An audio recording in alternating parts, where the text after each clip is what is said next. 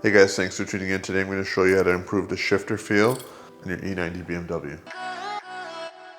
The reason I'm installing just a selector rod and not a short shifter kit is I actually don't mind the way a stock BMW shifter feels. I may be in the minority here, kind of like the way this feels, but I just don't like the side-to-side movement that I'm getting here. I'm not 100% sure if I'm going to be able to get rid of that completely or if at all. I'm just hoping so. But what I'm looking for is when I'm moving it across and I'm trying to engage a particular gear, I don't want that vagueness that normally comes. I want it to be a more precise feeling shift. And I've read that double shear selector rod can make a big difference in the way the shifter feels, and we'll see if it helps with the side-to-side movement. That may just be other bushings, etc. that need to be replaced. So let's take a look at the selector rod itself. So there's a look at the rod itself. As you can see, you got support on both sides versus from the factory you only have support on one side, so you get a more positive engagement of your shifter. And there's two versions of this. There's a long version and a short version depending on your production date. My car is an early production car, so it's going to take the short rod, but check the description for the one that's appropriate for your car. You may need the long rod depending on your production date. Let's go underneath the car now and see what's going to be involved to get this installed.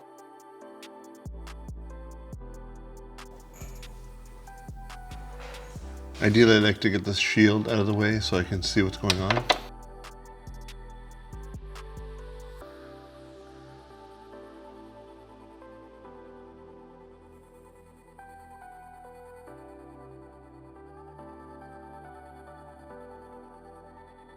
So sliding that shield back gave me just enough room to be able to see the selector rod and get my hands on the clips. As you can see, I'm up in there, but it's going to be hard to get you a clear shot of what I'm doing here. So I'm just going to remove the clips, remove the rod, and then show you what I did. I just pulled that clip out, got the other side out. There's the rod.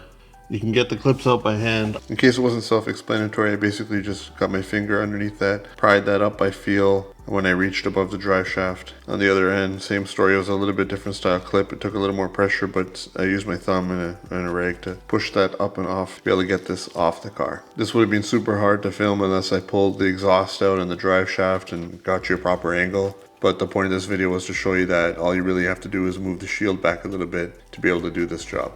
Okay, so if the rod is curved from the factory, you're supposed to orient the curved side up toward the bottom of the car. And if your rod was straight, then you would put the flat side up toward the bottom of the car. I have the pins and everything. I'm supposed to lubricate these and then install them. So I put the car in neutral. It was giving me a tough time. I should have mentioned that from the beginning. Put your car in neutral first. I must have misinterpreted the instructions, but I tried to go into reverse and it wouldn't let me, so maybe the flat side is supposed to be facing toward the car. So with regards to shifter feel, it's definitely way more precise. I wouldn't say it's notchier, you can just feel the gears. You can even hear it. You just get a nice positive engagement of the gears. Feels like going to reverse is a little bit easier. So if you just want to be able to feel your transmission a little bit more, kind of more like a Japanese car and less of a rubbery isolated feeling, this gives you a more positive engagement with the stock shifter. So with regards to side-to-side play, it made zero difference. It actually could have even exacerbated the problem, but I guess I'll be dealing with a shifter rebuild kit. Before I would put it in first, second. When I go to third, it would feel like I'm maybe catching part of the gear and then it would finally go in. Now I can feel like I'm gated perfectly, where I'm lined straight in. So it made a difference. So I installed the double shear arm and drove on it. It made a huge difference in the communication that you get through the shifter, but it didn't get rid of the slop. So now I'm doing a little mini rebuild here. I got a new bushing here. I have this piece here that goes onto the transmission for the selector rod with a new foam insert, so you'll get rid of any slop hopefully. A new pin to hold that in place, and a new selector rod seal as mine was going bad and it was leaking. You may have caught that in the video earlier.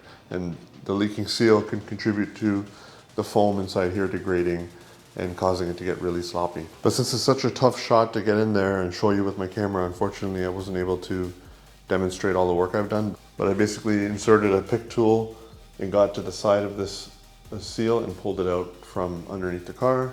And I will show you when I'm reinstalling this, what's involved for this little bushing. And this is the main part that will improve the feel of your shifter and get rid of slop. So we'll install that and then I'll show you the difference. So I'm gonna get back underneath the car now and install these components, starting with the seal. Again, this is a really tough shot, but there's a selector rod. I had to remove the drive shaft to be able to get access to it. I'm gonna put the new seal in. I'll probably be blocking the view when I'm doing this, just as an FYI, but at least it gives you some idea what to expect. So bringing the seal into place. We have a socket on there. So you can see that went in pretty easily, surprisingly. Now we want the selector rod all the way in. So you can put it two ways, this way or this way. You want the top part facing up. So I have that tension from this ring holding the pin in place. You can't insert it from top because it will interfere with this bracket up here. So I'm just using this to kind of hold it. I'll keep my thumb on it. Okay, I got the pin in. And now I got the C-clip locked into place. Now I'm going to bring the shifter back down through the hole so we can reinstall.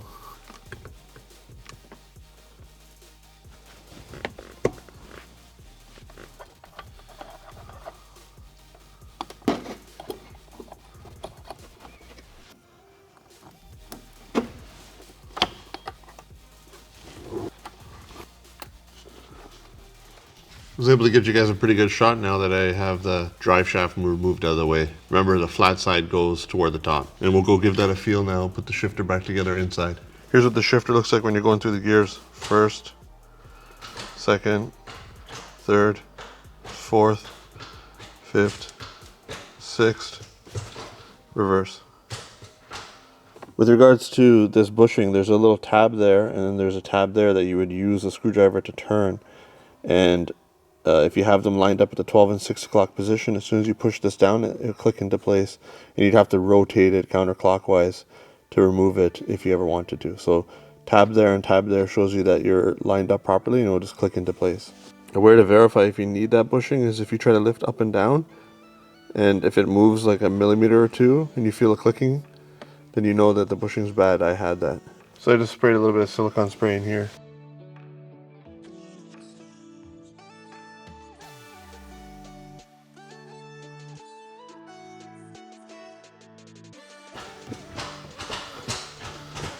That made all the difference. Still have a little bit of play, but nothing like I had before. Way more feel. I can feel the gates of the transmission. It bites a little harder. It feels good.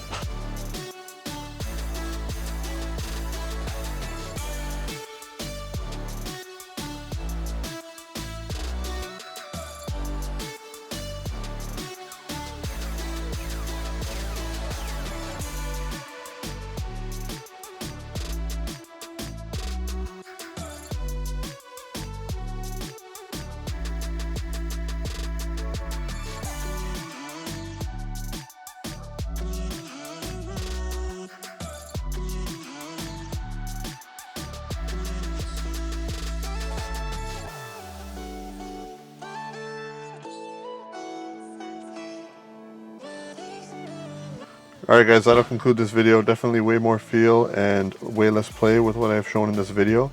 I'll put a link in the description for the components that I installed today. If this is the first video you're catching on mine, please consider subscribing. I do upload regularly. Thanks for watching.